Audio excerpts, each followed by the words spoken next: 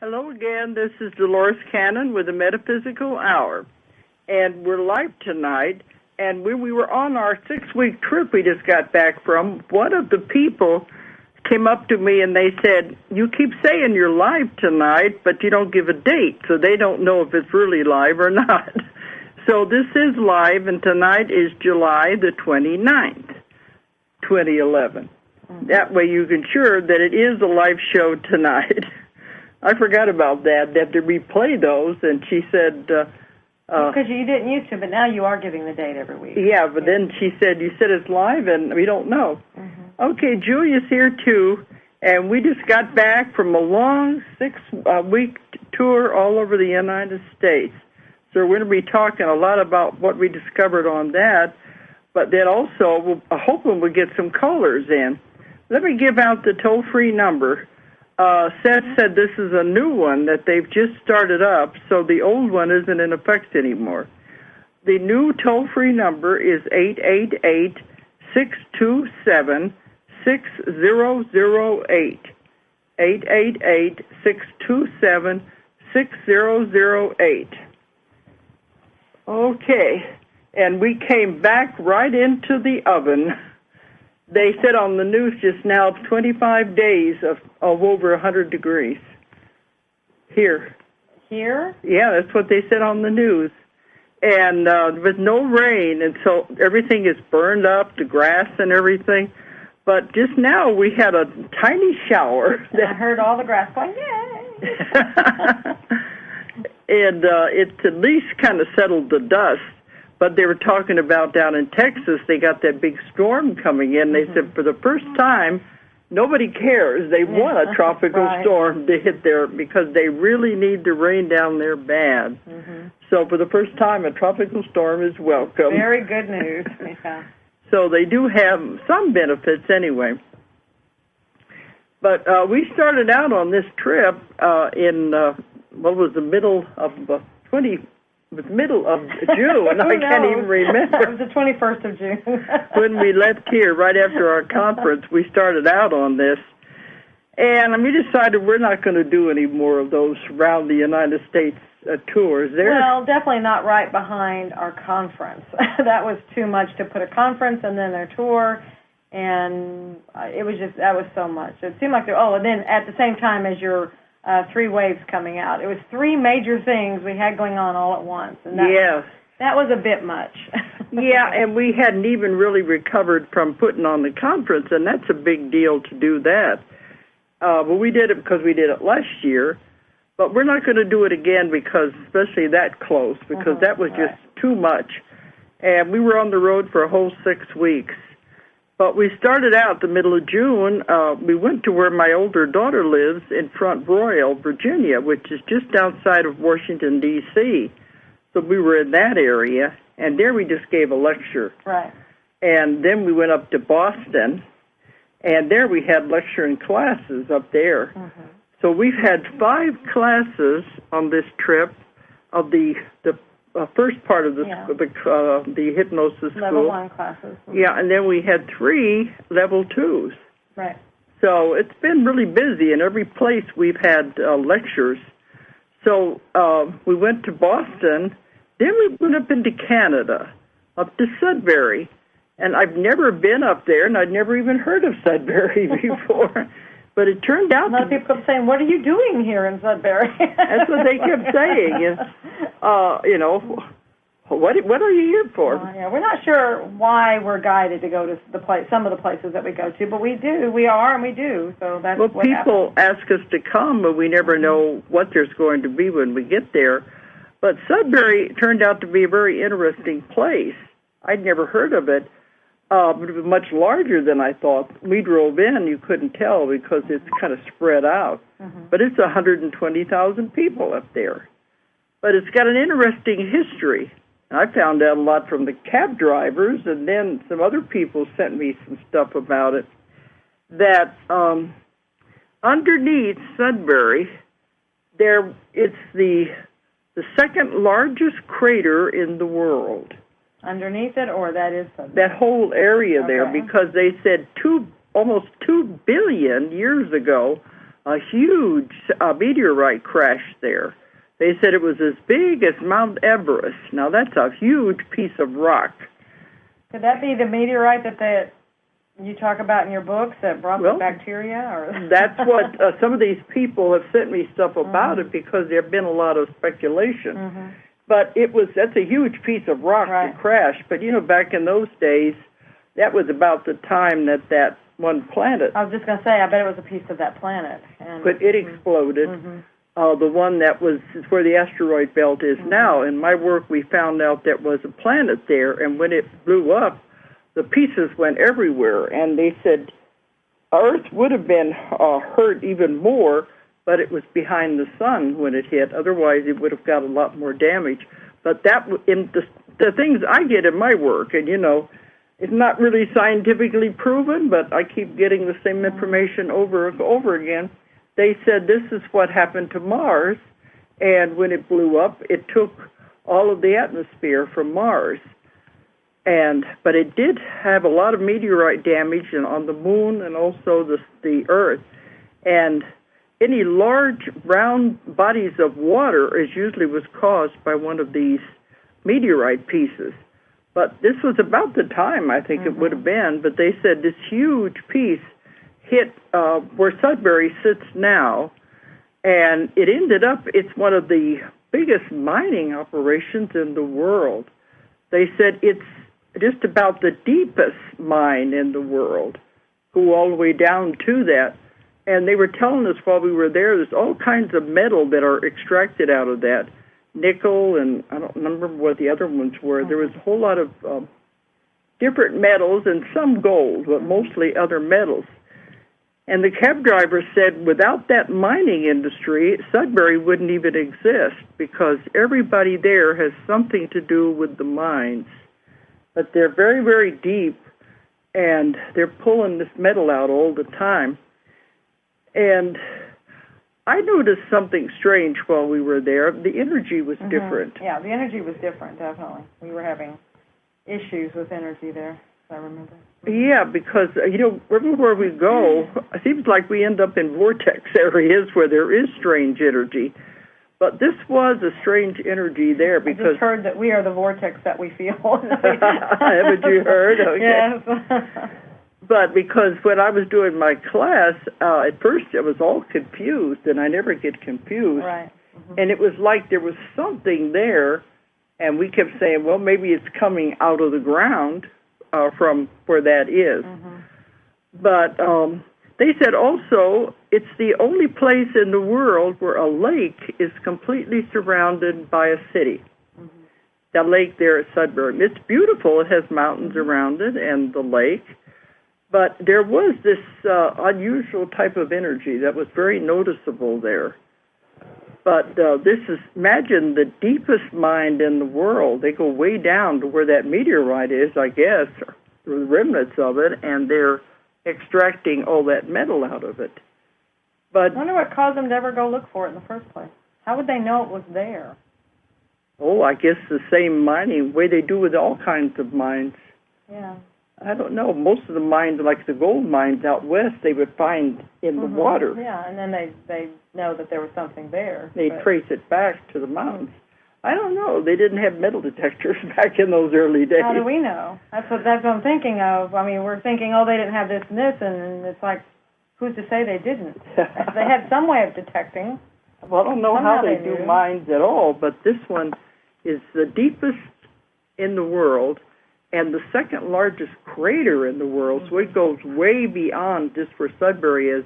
They said some of the remnants that were broken off of the meteorite when it fell go all the way down into Michigan. Wow. So that's really over a long area, a big area. But something somebody else sent to me I didn't know about is down there underneath the ground, there is an observatory built down there, like a laboratory, an observatory. And it is, they said, 6,800 feet below the surface. So it's way down there in one of those mines. And it's called the Neutrino Observatory. And they said right now it's not operating, but for many years the 90s into the beginning of the 2000s, they were monitoring the neutrinos from the sun. What's a neutrino? Oh, tiny, tiny things.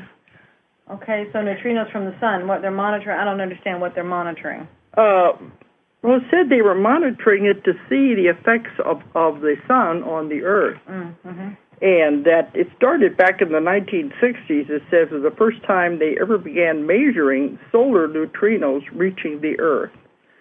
And they were doing a lot of experiments, but then when they built this, it was really effective because it was so far down, 6,800 feet down into the ground, that it was away from solar radiations. So solar neutrinos are like tiny particles, solar particles or something? Yeah, and it affects the Earth. Okay. They keep talking about how the Earth is... and they're talking about the solar flares. Yeah, but this is particles that come off of it and reach the Earth. Okay. And I think they're always trying to see the effects on people and on Earth altogether. I'm not a scientist. I only have the papers here that people send us. But it was a detector. They said it was designed to detect solar neutrinos. And what they did, they have a whole laboratory built down there, 6,800 feet. And they built this huge, let me see, it says here, the largest man-made underground cavity in the world. And then they put this huge thing of heavy water. And all I know with heavy water is that it used to have something to do with the atomic bomb and radiation and atomic. That's probably what we're feeling. But it's down there, and it's huge, and the laboratory would send these, if you can correct me, anybody out there, send it into this tank of heavy water so it could be neutralized and analyzed that way. And it was away from any other background radiation. That's why it's so deep. And it's the deepest in the world where that mine is down there. And it's the largest man-made underground cavity in the world that houses this whole detector. So I think that's interesting. But they said they'd done tons of research with the neutrinos that came off the sun, and that now they say they've shut it down, and now they're doing analyzing. But there's still a laboratory down there that's working on a lot of this other things. So they shut down the observatory part, but they're still analyzing. So that means they're still open. That's what I would think. But, that could be. We didn't realize that. It's right underneath us, even though it is all that way down into the ground. It doesn't matter. Maybe that's what we were feeling. I think so. Because it was like, especially you, I don't remember what I was feeling so much, but you were getting, it was confusing you. It was like doing something. Yeah, it was okay in the lecture, but then I started my class, and I usually just do it by remote control. I've done it so much. Right. And I got confused, and I said, this is really unusual. I said, I could feel some kind of energy that's getting my thoughts confused. And I think the people in the class could feel it, too. I think so. I think there was like one or two times when I was up in that front part. It had to do with being right there. Right in the front of the room. Usually I'm in the back of the room. Being in that front part, it was like a thought would just leave. It was that kind of thing. It would just be gone. It was like you're working, and it was just gone. That's what I mean by confusion, because normally I'm just like you press the tape recorder and all comes out. And, you would think of something, and then you couldn't get it back. Right. But the others in the room said they could feel energy, but a lot of them live there. They're probably used to it. Right. I wonder how that kind of radiation would affect people who live right on top of it. I don't know. Of course, they say it's shut down, but, there's a lot of things in America. That they say. Yeah.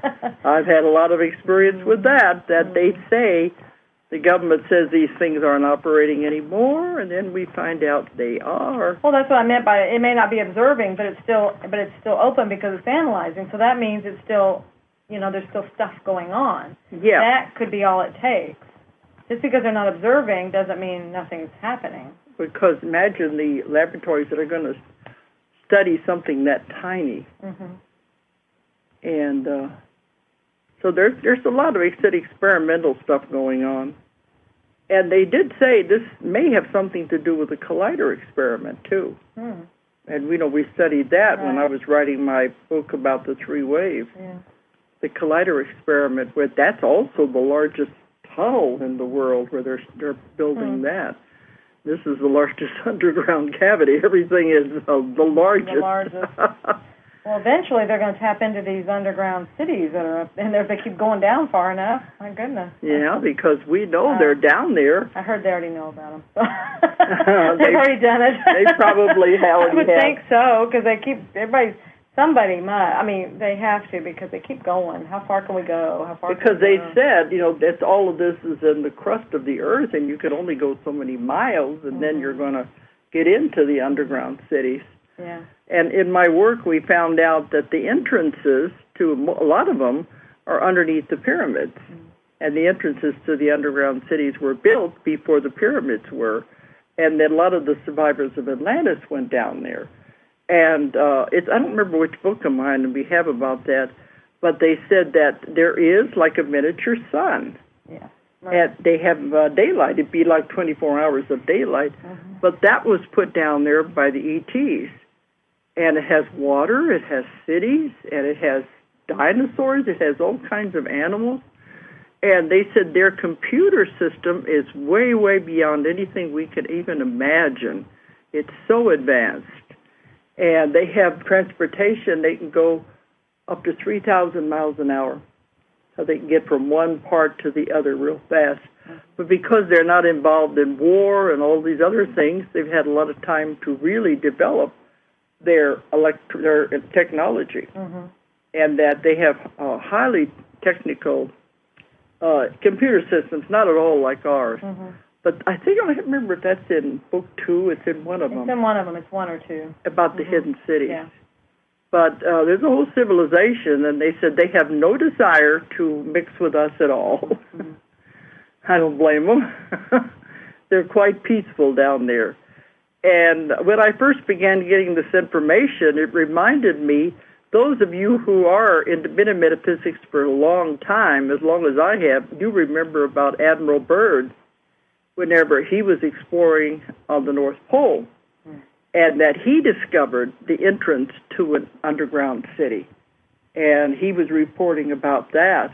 And, he was criticized, and the skeptics, he was with the Navy, and the Navy completely, what do you want to call it? They blackballed him, went against everything. They said he was hallucinating, that this couldn't have been. But he said he went into an underground city where there were dinosaurs and all kinds of things under there. But then he tried to find it again many times, the entrance. He never could find the entrance again. So he was criticized for most of his life after that he made up this whole story. But who's to say? Well, that's like, what isn't it that one of Jules Verne's stories? They Journey to the Planet of the Earth. Center of the Earth. Yeah. And when they do that, weren't there dinosaurs and things and, Well, they said Jules Verne and H.G. Wells were way ahead of their time. Right. That what they were writing about. They knew things. See, they knew things. They said the things they were writing about was not really science fiction. Right. They were way ahead of their time. But anyway, who's to say if they keep going down, they will. Right. I had a man who contacted me. This has been several years ago when my books first came out here in Arkansas. He said he works for the engineers or whatever it is with the government, where they're working underground. And here we're in the middle of nowhere out here in the mountains, but he said they were building tunnels out here in the mountains for whatever reason. And I know people that said, even out here in the middle of nowhere, they could hear things underground, like there's something going on down there. And he said, yes, they were building tunnels through these mountains. But he said when they were doing it, they broke through into a different tunnel system that they knew nobody alive had built. It was appeared to be man-made, but the walls were like they had been... like with a laser beam. They were very slick and smooth, these tunnels, not like anything they could have ever done. And they broke through to that. And he told me, well, one of these, he said, I'll get some more information. I never heard from him again, but if you're out there, I've always been interested in getting some more of the story. But he wasn't with them anymore, but he was just telling what happened when he was working with them. There's a lot of mysteries that people don't know about. Yeah. And I don't know if they followed those tunnels or if they had enough nerve to do it or just sealed it back up. Right. With a different direction. Something tells me they probably are curious. They sent people. They may not have done it themselves, but they sent people to go find out. And if they don't come back. With cameras, so they would feed back to them. So there's a whole lot of things that we don't know about in this world. That's amazing. This world, our home. So whenever I write about these things, they may sound weird and like they can't possibly be, but believe me, they're not as strange as some of the things I hear when we're taking these trips. Right. Well, all you have to do is fly a few times over. Like when we were flying from just even Phoenix to here, there's a lot of land that has no people on it. Just in that span right there. And that's not that far. I mean, then you consider the other parts around there, even north of there and everything, and then other parts of the world that are even more desolate than that. There's a lot of this earth that does not have people on it, that they can do all kinds of things. But when we flew over the outback in Australia, I mean, you said it was like flying over another planet. Right. So you have, my point being that you have all this area. I mean, it's like this is a huge planet. I mean, I know we get caught up in our day-to-day lives in our little towns and cities, and it's like that's all there is. But all you have to do is fly like that, and then you realize, no, this is a big place with a lot of area that a lot can be done. So. Well, when we were flying driving that time from Albuquerque down to Roswell, and we went through miles and miles of nothing. Nothing. Straight as an arrow highway, this huge highway. And every once in a while we'd see a house way off on a hill, and I said, who in the world would ever live out there? There was the middle of nowhere. Of course, down there is the Los Alamos White Sands project, and they said they built that, was it a 4-lane highway to nowhere, was to take the radioactive material down to the Carlsbad Caverns. But that's the only thing it's used for. There's no people. We saw a few ghost towns, and that was about it. Right. And it's the same thing when you go from Las Vegas to Laughlin for the UFO conference. Right. Talk about the middle of nowhere. Yeah. And I always said when we were going through there at night, the rocks and everything in the desert, there could very easily be UFOs out there. Oh, absolutely. That's why they're great sighting areas. Same with Sedona. They have a lot of sightings they'll do out there, too. Because there's nothing there. I mean, that's a great way to hide is around those rocks. So, who's to say what I write about isn't true? It's just I'm finding it, and I know it's there. Other people know about it, too. Right. But anyway, Sudbury was an interesting place, and I didn't expect all of that. Right. Then after that, we went to Portland. Flew all the way across the United States to Portland. And Portland is a very nice city. And they were saying there, it very rarely even gets to 90 degrees. Yeah, that was what was interesting, the whole northern part. Here we're hearing about the heat wave here in Arkansas and it being the hottest. And we're up there where it's Canada, Boston, Canada. All of it. And we just kept hovering up in that area, and it was just so nice. Like you say, it doesn't even get to, what did you say, 90? You said 90 in Portland. But it was staying 70s, 80s when we were there. It was cool. And here we're hearing about where we live having this awful heat wave. But, Dee Wallace, she was the one who was at our conference. Right. The movie star, and she was her main movie was E.T. The most well-known movie. But we found out she's also done about 140 other movies. She's done all kinds of things. And after the conference, we asked her if she would join us on this tour. Originally, we were going to have Blair Styra join us again, like he did last year, but he wasn't able to do it this year. Right. So we said, okay, Dee, do you want to go with us?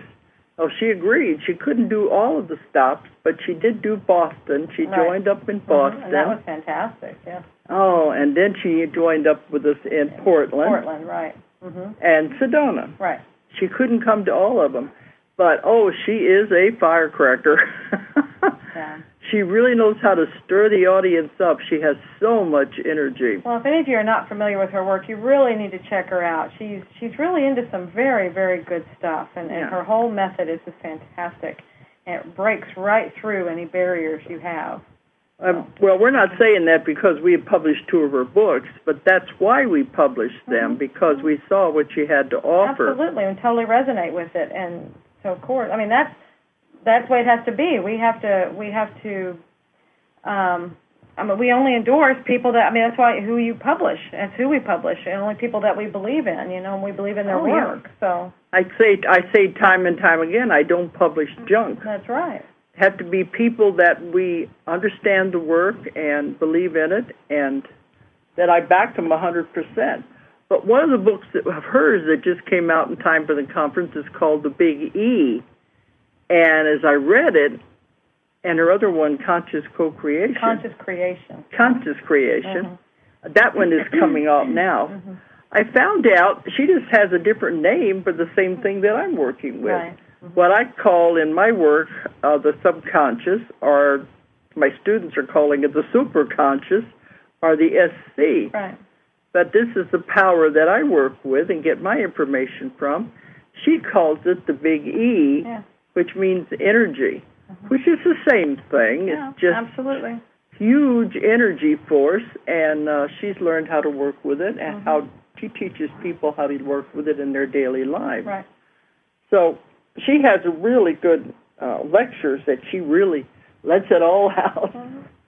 So it was a real honor to be with her. And she's a wonderful person. Oh, yeah, and we really got to know her well on this trip. Yeah. Spent so much time with her. Yeah, well, she's genuine, and that's...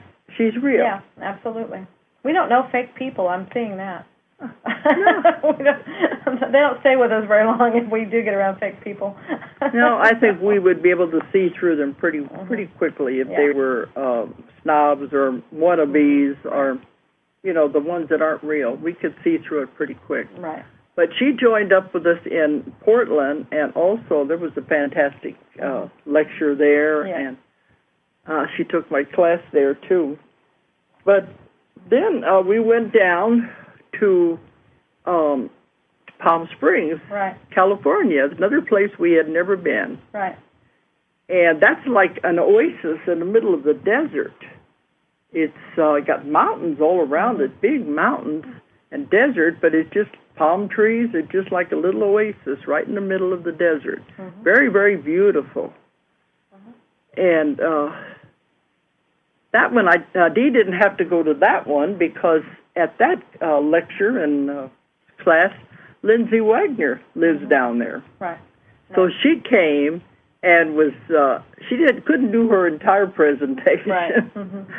But she did the introduction, and she was working with us down there. Yeah, she did a meditation, so that was really nice. She does what she called a Nietzsche or something. Diksha. A Diksha. No, Diksha. Diksha. Yes, it's an Indian, something she got from India. And the oneness blessing. And she usually does that, but she said if she had done that before I did my lecture, everybody would have been asleep.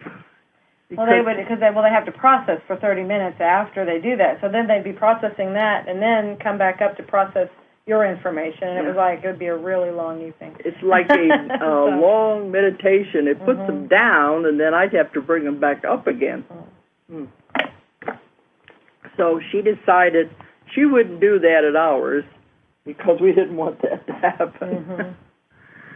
So it was really nice to meet up with her again because she was at our conference last year. And right after we got back home, I saw her on Sci-Fi Channel with the Warehouse 13. And so she's doing a lot of TV. And Lindsay is a fantastic person also. Yeah, and absolutely. We got to meet her son, and that's like I said, we only go with genuine people, real people. Yep. No robots for us. No. But I want Julie to tell you one of the biggest things that happened to her in Palm Springs. Which those About Barry. Yeah.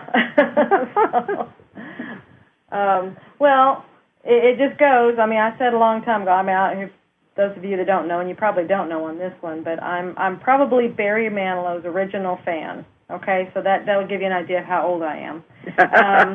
But I was probably one of the first ones. I saw his potential on the very first thing that I heard and stuff, and so I've been his fan ever since. I'm not one of these fans that go all around hopping to different people and stuff. I waited until the right one came along. It was him, and I've stuck with him ever since. Okay. And anybody who knows me can tell you that. Anyway. So, and it's been several years ago now. It just came to me. It was very strong, and I heard I would meet him someday. And I just like, okay, I'm going to meet him someday. And I was just that, so I just put it out there. Yeah, pie in the sky. Right, absolutely, you know, absolutely. We've seen him in concerts, yes, but anyway, and I just always like, yeah, how's that going to happen? And then so I just kind of that's it.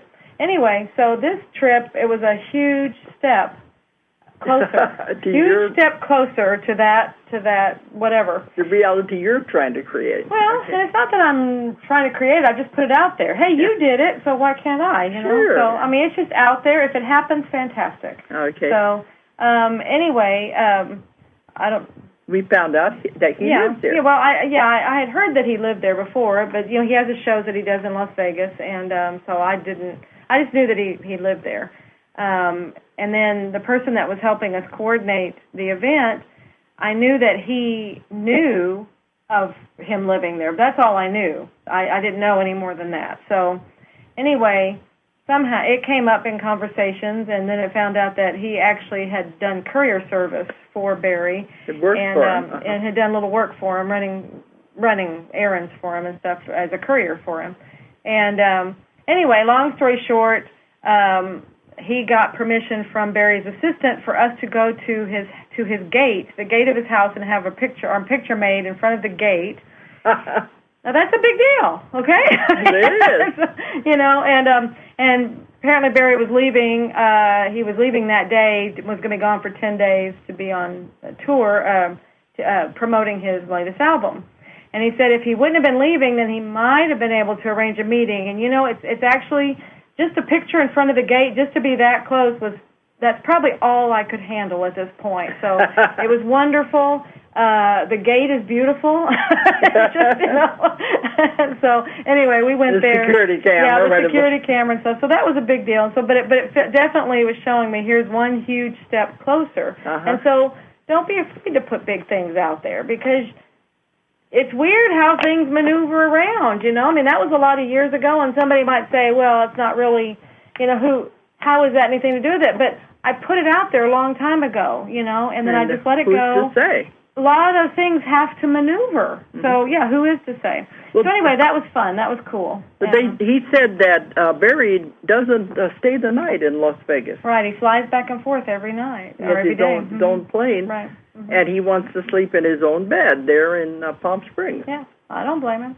So, Palm Springs had a beautiful energy, and I don't blame him at all for not wanting to stay in Las Vegas. That's a crazy place. That's a chaotic energy there. Yeah, that's different. So I don't blame him. So that was interesting that she got that. But then she likes to get away from me every once in a while, so she decided to take a tour on her own. Well, there's some things that are happening right now that are, you know, I have a life too, and if I feel guided to do something, then I do it, and it's maybe in another direction or whatever. And through an interesting set of events, I was guided to someone that lives there. Actually, it was just kind of funny. And he's a composer of spiritual music, and he has an extraordinary story of something that happened to him when he was young. But and ever since that, apparently this music just comes. He says the angels come to him and just play through him. But it's beautiful music. His name is Frederick DeLaRue. And that's his website. It's frederickdelarue.com. So, I mean, I encourage everybody to go see it. He's got some music on his site, and he has some things that are out there free for people to download. It's just gorgeous music that comes through. But he does these spiritual tours.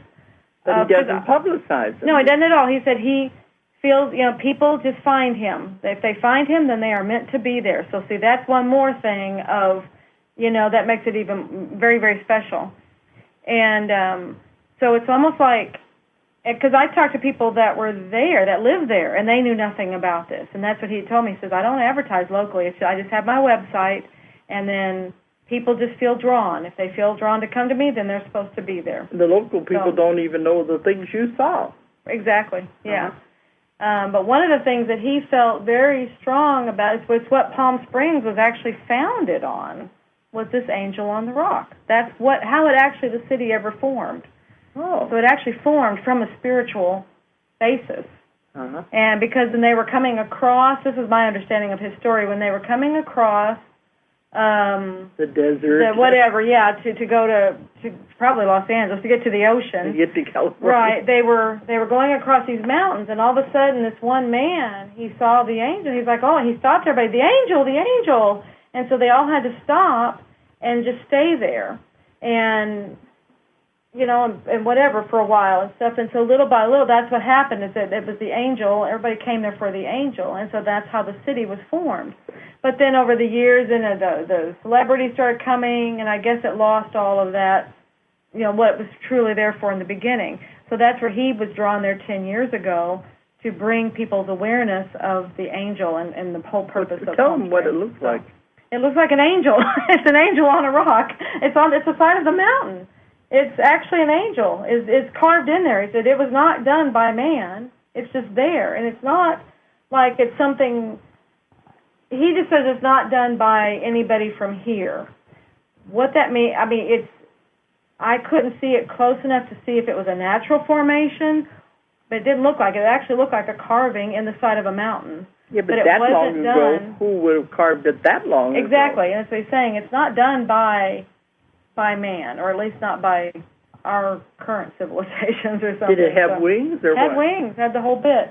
It had the wings spread out. See, they followed the lay of the mountain, and then it had the body in the middle.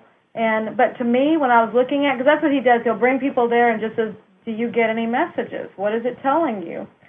And, I wish I could say, it was this big spiritual awakening or something, but it wasn't. I was just getting that it was pointing away. I was getting something different than what he gets from it, because he feels like it's looking across from it over to this. I can't remember where he said it was looking to, but what I got from it is that it was pointing out into the sky. Oh, okay. And so it was pointing over this other direction, because that's the direction its head was, and it made you look up into the sky. So that's what I got. Now, the other thing was over to the left of it, and this took a little bit to see it. The angel was very clear. It jumps out at you. But over to the left, on the side of this other mountain, is a profile of Jesus. Well, let me put it this way. It's a profile of a bearded man. He feels it's Jesus. But it's definitely a bearded man. And again, he sees it as looking at something almost the same direction that this angel is looking. So whatever is that, this is a message. Is it carved, or is it outcropping of rock? It's actually an outcropping of rock. Okay, it's not carved. The other thing with the angel that I forgot to mention was he said the message of the angel was that when she begins to fade, that's when people need to get to higher ground, because that is when there's water is coming to Palm Springs, and you need to get to higher ground. And that's desert. Absolutely.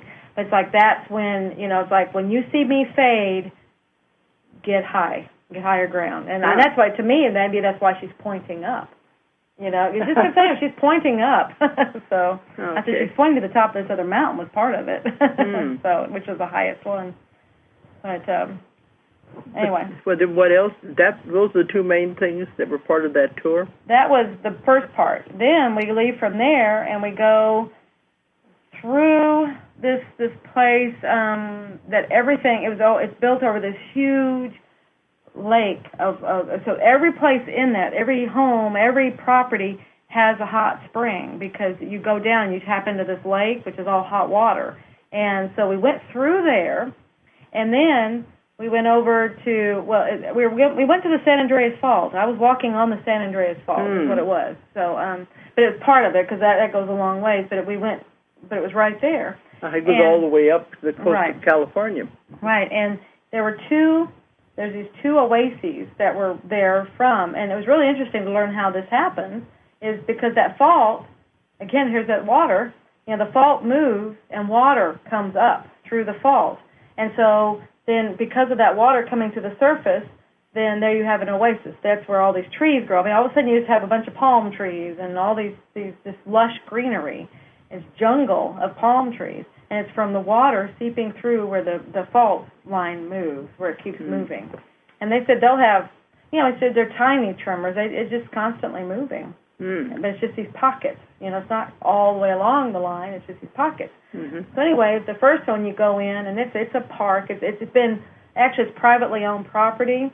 But this man, he bought it, and it's staying in his family so that nobody will commercialize it. It will stay as it has always been. And so and nobody does anything to it. They only come in and do any cutting if trees have fallen down and they just want to clear it out, and that's it. Otherwise, it's really primitive looking because it's not kept. It's not like the other palm trees where they've trimmed them all up and they look nice and pretty. I mean, these things have huge beards and they just look like prehistoric trees. They look ancient, So, but his thing was you go in there and then you walk from there to this other oasis, which is about, I'm trying to think how far it was. It was a 15, 20-minute walk across the sand over there to it. And that one had what they call a cathedral because these trees form this circle. And so it's like a beautiful area to meditate, and it's got wonderful energy in there. And then they were calling them the councils. These trees, they felt like a council. And he was saying it was like a council. Each one represented a country or something. They had different personalities. Well, I got something different when I went there. And that was the thing. It was like to take you there and see what you get, see what you pick up, what messages do you get. It's like last year, all those vortex spots you saw, too. Right, so exactly. And keep finding these things nobody knows about. And what's good about that is it's teaching me how to kind of, just how, it's really hard to explain because it's so wispy, this veil or this dimensional stuff. It's like you can see through it, or you're able to see a little bit, but it's just so, it's not concrete like our 3D is here. It's not that firm. It's just this it's a little different than what I get visually in my third eye. It's a whole other thing that I see. And so that's what I've been seeing in these things, in these places. And in this one, it was really cool because as we approached, and he made a comment, he said, this is sacred land, and you have to ask permission to go into these trees. You have to ask, and you could feel right where it started. I mean, he said it, and that was definitely right where it started. It was quite a ways from the trees. You could see them.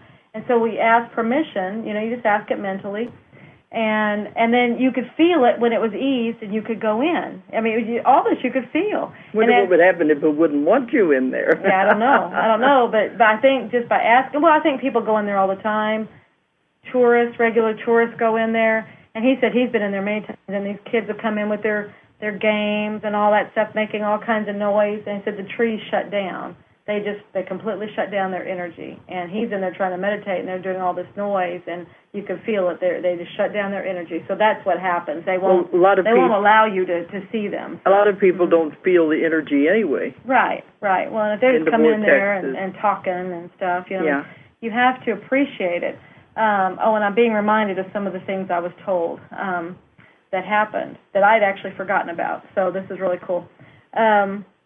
We went in, and he was just like, we walked in, and we went into the center area where the cathedral was, and he's like, people will just come in here and meditate, just see if you get anything, any messages. As we were actually walking in, I heard one of the trees saying, welcome home. And I'm like, okay, a tree is talking to me. So, and I was telling him, I said, well, I just heard welcome home, and I'm thinking, I don't feel anything toward this place, so I don't know what that was, But anyway, it was just little messages like that. we go into the area that he calls the cathedral, which is gorgeous, and this one spot, I walked in there and it's just wham, I got hit with this energy. But it was only in like one spot, just like you put an X on the ground, and that's where you step, and that's it, and stuff. And so we, anyway, he's like, well, just go wherever you're guided to, and just, do whatever you want. And so I was guided to actually go outside of the circle of trees. And there was a little knoll, like a sandy knoll there. And I'd stand on it and tell me to turn my back to the trees. And when I did, it felt like the council of beings that I have felt when I had a session. It was beings that were behind me that are them that talks to me, okay? And then I was hearing council of 9. And I looked around and I thought, well, there's more than 9 trees here, but there are a lot of trees, which was really cool, is these trees would hold hands. I have never seen anything like this. Their limbs, the palms, whatever, the fronds, whatever they call it. When they come down and they are drying out, they actually interlace with the ones from the tree next to them. It looks like they're holding hands. And then they do this all the way down, and then they are combined. It's like they have merged. You could see families. Oh, goodness. Oh, I'm feeling them right now. You could see the families. There was like a mother and a father, and then they had a little baby in between and among them. Or you could see a little baby palm tree right in the middle of them, and they were protecting. The other ones, it was like a community, and they were all protecting this little baby that was coming up. It was just wild things like that. And anyway, I was asking them for messages. It's just like, what? If you're my counsel, then what? And so I got a few little messages. Well, one of the things I remember that I forgot to tell you about was that they told me that they were connected to the trees here. And so all I have to do is, that's what they were trying to tell me was, this is why you are in the woods where you live, is because it's the same thing. It's the trees. Mm-hmm. And they were connected to the trees here, so all I had to do was get close to the trees, and I can be right back in connection with them. Yeah, this is in one of my books. They're talking about how the trees talk to each other because they're a group soul. It don't matter, all the trees in the world communicate with each other. Absolutely. Because they're a group soul. Yeah. And then when I was telling Frederick some of the message I was getting about them being a council and everything, then I heard them laughing. They said, we just look like trees.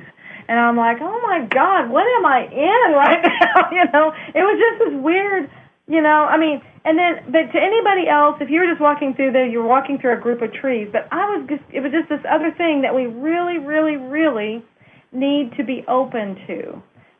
Otherwise, okay, this is my imagination. But what if it's not? I was hearing stuff, and I feel like this is the beginning of stepping into this other realm of what's there. It's a matter of looking beyond what your eyes want to see. Yeah. And trusting it. Just trust it. This is part of the veil thinning. Absolutely. And to raise the consciousness, and as we're moving upward anyway. Absolutely. Becoming more and more aware of these things. Just be open to anything. It may not look like what you thought it was going to look like, and that definitely was not what I was thinking anything would be, but it was just be open to it, and then accept it. Allow it and accept it, and who knows what will happen. Well, you were really lucky because you were the only one. Yeah, it was a private tour, and then we were the only ones out there because it was in the middle of the summer. He said he's in the middle of the winter. It's really populated, but here it was hot. Nobody else was there. It was fantastic. It was fantastic. You want to tell his name again in case anybody wants to go there? It'd be an interesting tour. Right. And little known place. Absolutely. Frederick Delaru, Delaru. And FR, it's French. He's from France, so it's the French spelling of Frederick. But Frederick Delaru, a fantastic man. He's so sincere and very humble. He's out there. He says this is his mission, is to bring people here, to help people to make this connection, and mainly it's to get people to understand the angel on the rock, so. But it's just a wonderful Yeah, and you said the people who lived there didn't even know anything about these things. And he composes, he says it's not him composing it, but the most beautiful music. Well, we know gorgeous. that it comes from the creative part of your mind. Right. Nobody knows where anything. Right. They write songs, they write books, they do sculptures, and it's the creative part. Right. And we never know where it comes from. No. Okay. But anyway, that was fantastic there. Then we go back to Sedona, and we've been there last year. Right. But this time we got to Sedona, it was different. And Dee met up with us there again. Right. But every time we've gone to Sedona before, it's always had a very strong energy. Yeah, well, last year it was waves of energy that were just, I felt like I was being bombarded constantly with these waves. And every time I've gone there, they always said that whatever energy, whatever emotion you go in there with into Sedona, it's amplified. So some people can be extremely angry, and they don't know what they're angry about, different things like that, because it's the emotion is amplified. Because, you know, there was never supposed to ever be any white men living in Sedona. It was the Indian sacred ground, and where they only did their ceremonies and their rituals, and they weren't supposed to be anybody there. Well, and all you have to do is go there, and you know it's sacred. I mean, you can feel these actual sacred places. That's just like those trees. I mean, you could feel that they were sacred. This place, you can feel it's sacred. You can see it. I mean, you know it's something very, very special. You know, you just look at it.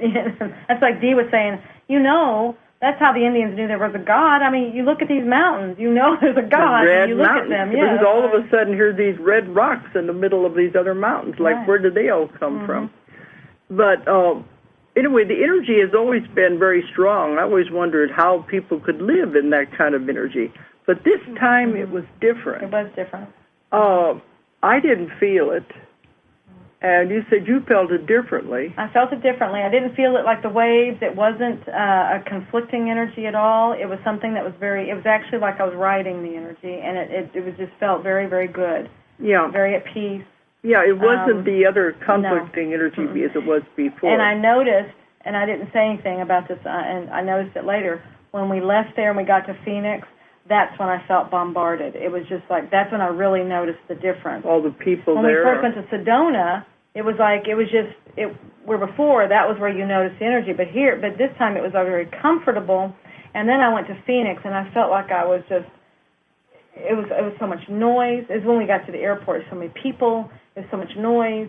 It was their energy. It was a very tugging at all these places. And it was like, I just wanted to get away. I was like, I have to go. We were thinking maybe it was different with Sedona because everything is shifting, everything is changing. Maybe this was proof that we have changed. We have raised our vibrations, changed our vibrations, and it's done so slowly and so subtle that we don't even know when it's happening. Well, and it's like that is the energy of where because that was so comfortable where before I noticed it, and it was just that. So that's how people live there. They raise their vibrations, and they live there. So we're thinking that probably what happened, we raised our vibrations to the point that now we can notice it when we went there, and it was not uncomfortable at all. No. Very beautiful. So, but I was glad when we got to the end that we were going to finally go home. It's not easy to get to Sedona. We had to fly into Phoenix. Oh, it's not hard. And then you drive. Well, it's not. We were used to flying things into everywhere. We had to drive up there. Yeah, it's a beautiful drive, too. Yeah, through the mountains.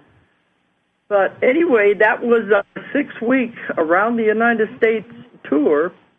Oh, and when we were was it in Sedona that we had all the people there from all over the world were in the class? Yes, from Japan, Thailand, Brazil, Canada. I just now did the class list. Someplace in South America. There was a whole lot of different countries there. Yeah, I know. It was like amazing. And the world was represented. And the funny thing is that they're listening to this show, too, all over the world. Absolutely. And that, I think it ought to make Don happy, the one who puts this on, that we keep having verification that they say, oh, yeah, we listen to it in all of these countries. Right.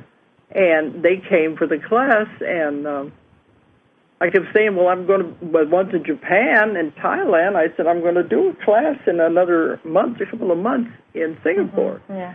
And they said, well, they didn't want to wait that long. So Right. they come all the way to the States to take the class. Right, yeah. That's what they do. And the next class I'm going to be doing is in Sweden. And we had a man come from Spain and somewhere else over there. And I said, well, why don't you just take it in Sweden or in England? The same thing. He wanted to come to the States. Yeah, I mean, if you're guided, you're guided. Because that's how I follow my guidance. And that's the best way to go right now. You just follow your guidance. You're really in touch when you do that. So you just follow it. If you've got the guidance to go now, then go now. Go do that class right now. Whatever, right now. That's what you're told to do. Do it. So there's a reason. Well, we do now. We've been finding more and more out there where we live here in Arkansas. It's a vortex because we live on top of the largest crystal deposit in the world. Yeah.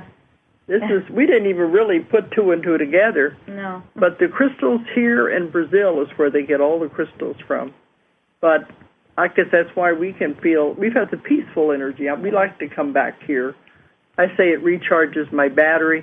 It's my retreat to come back here after we travel the world. Right. It's nice and beautiful and quiet, and the woods around the house and the deer in the front yard. Yep. Okay, but it looks like we're coming up to time again, and I wanted to fill you in on this because everywhere we go, we seem to find things that are different. So we're going to have 2 weeks where we will be live before we start out again. 2 more weeks. 2 more weeks before we start out again. So anyway, we'll be live again next week. We're going to have Guy Needler, who wrote The History of God, and he's going to be calling. We're going to call him in England. Yeah, and that'll be really good. He was at the conference. It's fantastic material. So. Okay, so that'll be next week. So anyway, we're back now. We made it back safely into the oven. We're so hot. So thanks for listening tonight. And don't forget to check our website, ozarkmountain.com, the Ozark Mountain Publishing, OZARKMT.com. Okay, thanks for listening. Good night, everybody. Make it great. If you enjoyed the show, check out more of our other videos and be sure to subscribe and click the like button.